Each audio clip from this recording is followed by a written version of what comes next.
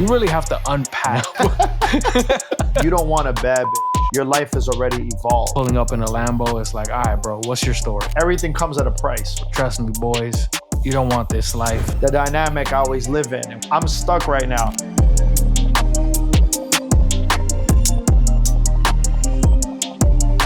So when you come across these people who have, I guess, privilege, right, for the lack of a better term, you immediately start to realize, man, this person's not as smart as they appear, or they just got lucky. You really have to unpack how they got to where they got to. So that's always been my thing. It's just like, whenever I see somebody affluent or somebody doing well or somebody pulling up in a Lambo, it's like, all right, bro, what's your story? You know what I mean? Because like, this shit is either rented or, and I sound like a hey motherfucker right now. You know, that made me think about a phrase that I heard, which I absolutely love. It's like, trust me, you don't want a bad bitch or a Lamborghini because they're a headache and they come with a lot of maintenance. When you're sitting in a Lambo next to a bad bitch, it's impossible to give somebody that advice who's never experienced any of those things, because A, you still have it, and two, they've never experienced it and they want it. So the message is lost on the messenger when you're sitting in a Lambo telling somebody, like, trust me, you don't want a Lambo, bro. It's the Andrew Tate predicament, right? Like, you look at Andrew Tate and he's walking around his mansion with like all his luxury cars and a cigar in his mouth. Is like, trust me, boys, you don't want this life. It's like, you know. Well, you had mentioned something which makes me think about the privilege resentment thing. You had mentioned that even talking to your son, there is this like hidden resentment that comes from the person that you're passing the baton to, because they could see that your life has already evolved. And they tell you like, oh, it's easy for you to say, Dad, because you already have everything. It's easy for you to say, Justin, because you're already a music executive with jewelry and you know, and a lifestyle that I want. Easy for you to say.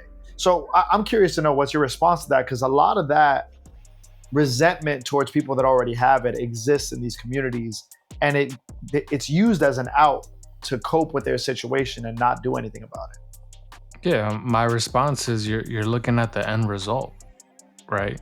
Like you're not seeing the journey that it took for myself or said individual to achieve what they've achieved. So yeah, it seems like it was easily obtained, but you didn't see the 4 years of college. You didn't see all the courses, the certifications, the long hours of studying, to really know what that person's journey was like before they achieve what they achieve. You're just coming into like, you're coming to the ball game and seeing LeBron in the NBA and saying, I want that. It's like, bro, do you know how many shots it took for how LeBron? many hours how many hours, college ball, high school ball, training camps it took for him to be a Laker and break all these records and be who he is?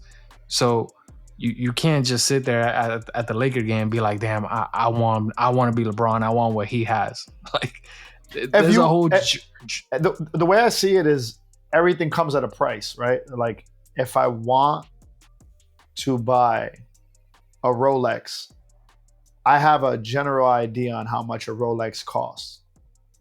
Are you willing to pay for the price that's set for that thing you want, right?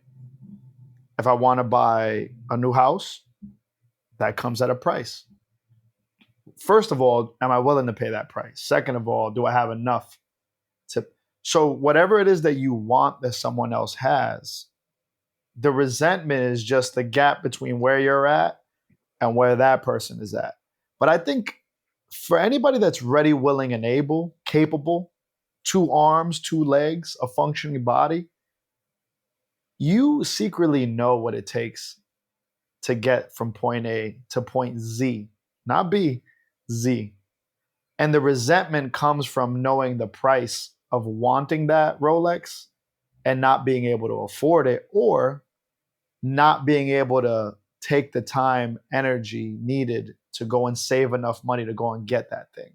We can interpret paying a price for material goods, but we somehow create this little loop of hate and resentment towards anybody that has something that we want in the abstract, which is a calm mind, a healthy body, a beautiful girlfriend, anything that is in the abstract that we want. We forget that there's a price to pay. So I love the analogy of LeBron James. It's like, I think Jay-Z has a line is like, to be Jay-Z now, you have to be Jay-Z then. So if you're going to envy my current circumstances, you have to know everything I've been through to be here.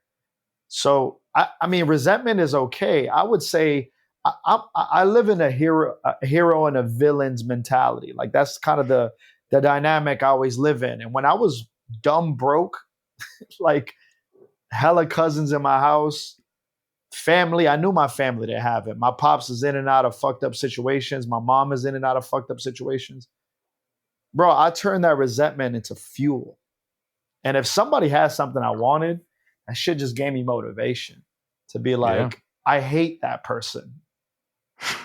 This is now blocks of wood that I've chopped down to throw on the fire that is the energy that I have towards working towards it. But at the end of the day, no matter how you frame it, you have to take the steps. You have to pay the price to get what somebody else wants. So I love that we're talking on privilege resentment, because I find that that's a big cope in this community.